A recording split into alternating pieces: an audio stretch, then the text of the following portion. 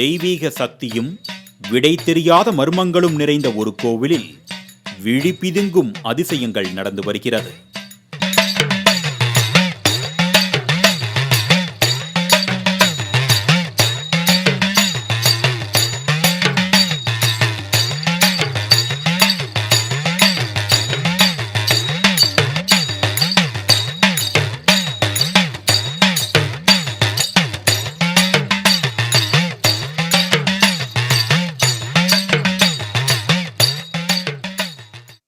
கருப்பன் காவல் காக்கும் வனம் சூழ்ந்த அந்த கோவில் திருநெல்வேலி மாவட்டத்தில் களக்காடு முண்டந்துறை புலிகள் சரணாலய வனப்பகுதிக்குள் பொதிகை மலையில் மரங்கள் சூழ தென்றல் தாலாட்டு பாட தாமிரபரணி சலசலத்து ஓட ஒருமித்து மிளிரும் இயற்கை சூழலில் அமைந்துள்ளது.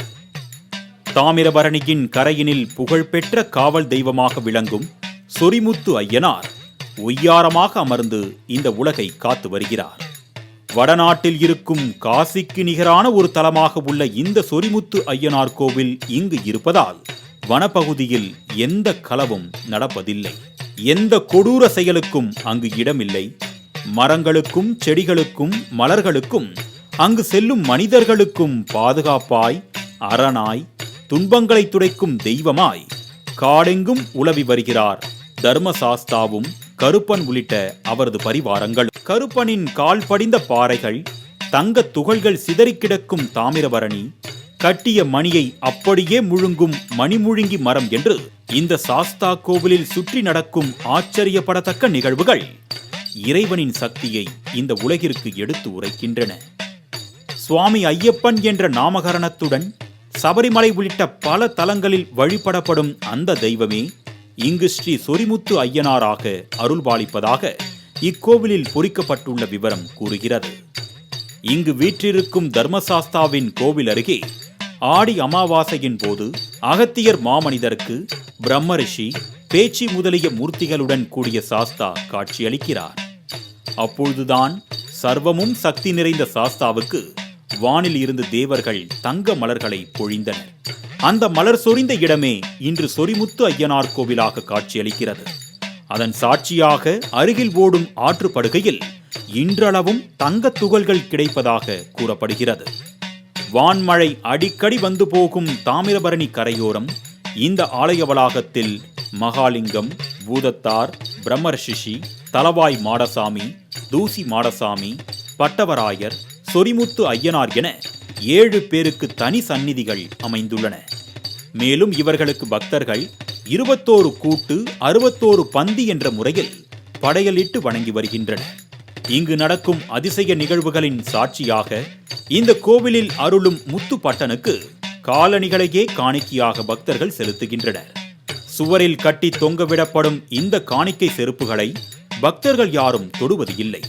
சில நாட்கள் சென்று அந்த செருப்பை காணும்போது அது தேய்ந்தும் சக்தி நிறைந்த மண் முட்களுடனும் காணப்படுவது ஆச்சரியம் அளிக்கிறது.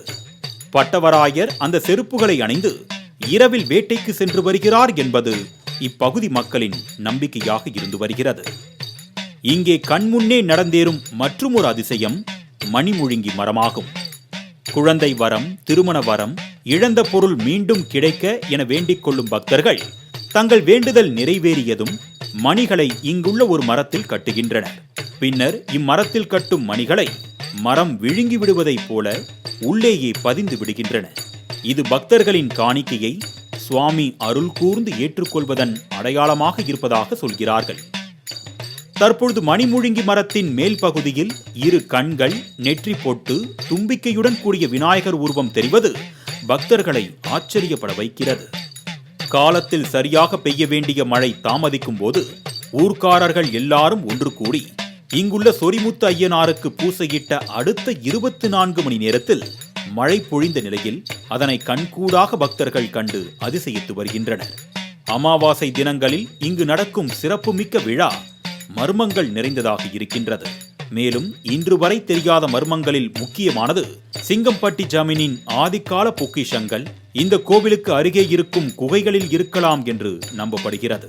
பந்தல மன்னர் அரண்மனையில் வளர்ந்து வந்த சாஸ்தாவின் அம்சமான ஐயப்பன் தன் இளம் வயதில் இந்த பகுதிக்கே முதலில் வீர விளையாட்டு கற்க வந்துள்ளார். அதன் காரணமாக இங்கு முதலில் கோவில் எழுந்ததாகவும், அடுத்து அவரது வரலாற்று நிகழ்வுகள் நடைபெற்ற குளத்துப்புழை, ஆரியங்காவு, அச்சன் கோவில் தலங்களில் கோவில்கள் எழுப்பப்பட்டதாகவும், இறுதியாக அவர் தவம் மேற்கொள்ள சபரிமலை சென்ற போதுதான் சபரிமலை கோவில் தோன்றியதாகவும் ஒரு கருத்து இருக்கிறது. தை அமாவாசை, மாசி அமாவாசை, ஆடி அமாவாசை போன்ற நாட்களிலும் மாதந்தோறும் அமாவாசை தினங்களிலும் பக்தர்கள் இக்கோவில் அருகே உள்ள பான தீர்த்த அருவியில் நீராடி முன்னோர்களுக்கு தர்ப்பணம் செய்து வழிபடுகின்றனர்.